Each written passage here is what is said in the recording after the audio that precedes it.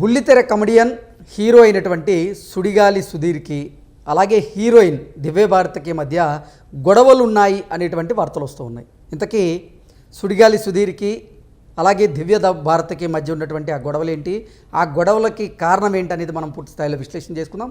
ప్రస్తుతం మనతో పాటున్నారు ప్రముఖ సినీ రాజకీయ విశ్లేషకులు, ప్రముఖ సీనియర్ జర్నలిస్ట్ దుర్గావట్లమణి గారు. వారితో మాట్లాడదాం. మేడం నమస్తే. మేడం నమస్తే అండి. సుడిగాలి సుధీర్కి అలాగే భారతికి మధ్య గొడవలు ఉన్నాయనేటువంటి వార్తలు వస్తూ ఉన్నాయి. ఇంతకీ వీరిద్దరి మధ్య గొడవలు ఏంటి, ఆ గొడవలకి కారణం ఏంటి అంటే ఏం చెప్తారు? అంటే అసలు సినిమా ఇండస్ట్రీ ఎందుకు ఇలా అయిపోతుంది? ఓ పక్క పెద్ద సినిమాల తాకిడికి చిన్న సినిమాలు తట్టుకోలేకపోతున్నాయి అంటూనే చిన్న సినిమాలు తీస్తూ ఉన్నప్పుడు ఇప్పుడు సుధీర్ లాంటి వాళ్ళకి బుల్లితెర మీద మంచి పేరుంది. ఉన్నదాన్ని నిలుపుకుని ఒక హీరోగా ఏదో 2 సినిమాలు చేశాడు, మళ్ళీ ఇప్పుడు ఒక సినిమా చేస్తున్నప్పుడు అతను నిర్మాతకి సహకరించాలి కదా. ఎందుకు సహకరించట్లేదు? ఇప్పుడు మీరు సుధీర్ని అలా ఎక్స్పెక్ట్ చేయరు కదా. కానీ ఇవాళ సుధీర్ మీద కూడా ఒక కంప్లైంట్ వస్తుంది. దివ్యభారతి అనే అమ్మాయిని వీళ్ళు సంప్రదించారు, ఎవరు ఈ సినిమా టీము, మీకు ఒక ఐటమ్ సాంగ్ చేయాలి మీరు అని అడిగారని. అందుకే అమ్మాయి ఒప్పుకున్నా కూడా అక్కడ పరిస్థితులు సరిగా లేవు. అక్కడ డైరెక్టర్ అమ్మాయిని ఇబ్బంది పెడుతుంటే కూడా, అంటే మీకు అర్థమవుతుంది వ్యక్తిగతంగా అమ్మాయిని కొంచెం మరి వేధించాడా ఏంటి మనకు తెలియదు, అది ఎగ్జాక్ట్గా న్యూస్ రాలేదు. కానీ ఆ రకంగా చేస్తే సుధీర్ కూడా చూసి చూడనట్టు వదిలేశాడని, పట్టించుకోనట్టుగా. అంటే ఆ అబ్బాయి ఇబ్బంది పెట్టినా కూడా డైరెక్టరు అతను పట్టించుకోలేదు, ఇద్దరు ఫ్రెండ్స్ అని. అయితే ఇప్పుడు ఈ గోట్ సినిమాకి అద్భుతం అని అతను ఎవరు తేజ సజ్జాతో సినిమా తీశారు చూడండి. చంద్రశేఖర్ రెడ్డి నిర్మాతగా ఉంటున్నాడు. నగేష్ అని అతను దాన్ని ఏమంటారు, పాగలని ఒక సినిమా చేశాట, అతను దీనికి డైరెక్టర్. సో మధ్యలో సినిమా సగం పైగా అయిపోయాక నిర్మాతకి డైరెక్టర్కి ఏదో తేడా వచ్చింది. వస్తే డైరెక్టర్ సరిగా సహకరించలేదు. సరే మొత్తం అతను సహకరించకపోయేసరికి అతను తీసేశాడు. తీసేసరికి సుధీర్ కూడా, అంటే హీరో కూడా సరిగా అయిన మాట వెళ్ళలేదు, నిర్మాత మాట. అయితే చంద్రశేఖర్ రెడ్డి మాట. ఇప్పుడు మొత్తానికి చంద్రశేఖర్ రెడ్డి అనే నిర్మాత ఆ సినిమాని ఎలాగో పూర్తి చేసుకున్నాడు. ఇప్పుడు అసలు అంటే చంద్రశేఖర్ రెడ్డికి లేదా ఆ సినిమా డైరెక్టర్కి మధ్య గొడవ ఉంటే దానికి అసలు సుడిగాలి సుధీర్కి అలాగే హీరోయిన్తో సుడిగాలి సుధీర్కి గొడవలు అంటూ వార్తలు వస్తున్నాయి కదా, దానికి సంబంధం ఏంటి అసలు? అదే మరి, అంటే ఆ సుడిగాలి సుధీరును అదే హీరోగా వేస్తున్న అబ్బాయి, తర్వాత ఈ డైరెక్టర్ నాగేష్ ఇద్దరు స్నేహితులట. సో స్నేహితులైనా కూడా ఇప్పుడు అతను డైరెక్ట్ చేస్తున్నాడు, సరే మీరు హీరోగా వేస్తున్నారు, అతను తప్పు చేస్తే నిలదీయాలి కదా. నిలదీయకుండా అతన్ని సమర్థిస్తున్నట్ట. ఇంకొకటి ఏంటి, ఈ సినిమా ప్రమోషన్స్లో అసలు సుడిగాలి సుధీర్ పాల్గొలేదు. అయితే మీకు నిర్మాతల మండలి ఆల్రెడీ చెప్పిందిట, అంటే ఆ కండిషన్స్లో అతను పాల్గొవాలని.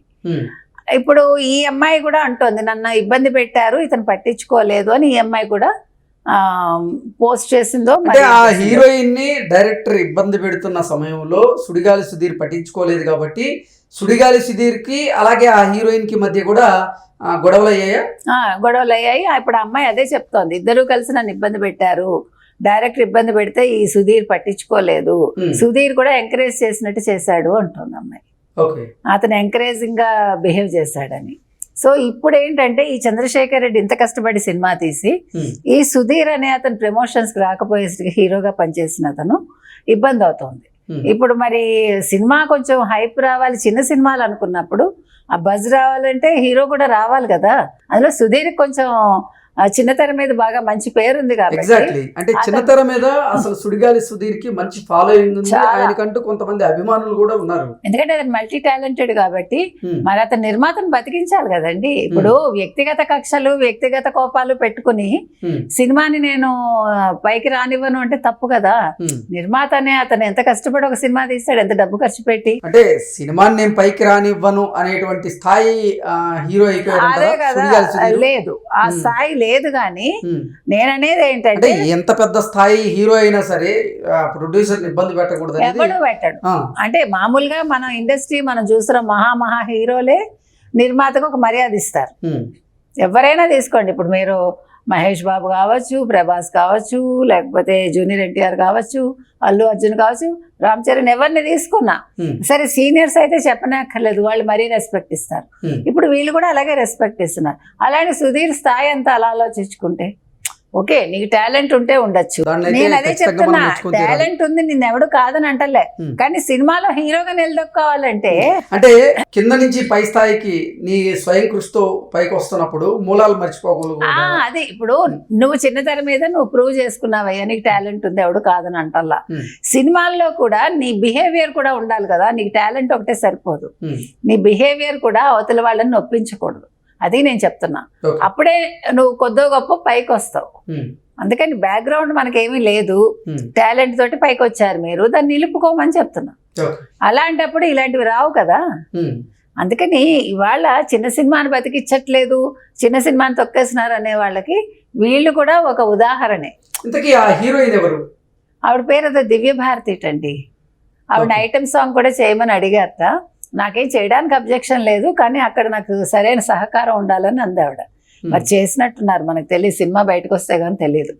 ఏది ఏవైనా చిన్న సినిమాలు బతకాలంటే డైరెక్టర్, నిర్మాత, నటులు కలిసికట్టుగా పనిచేస్తే ఆ సినిమా హిట్ అవుతుంది.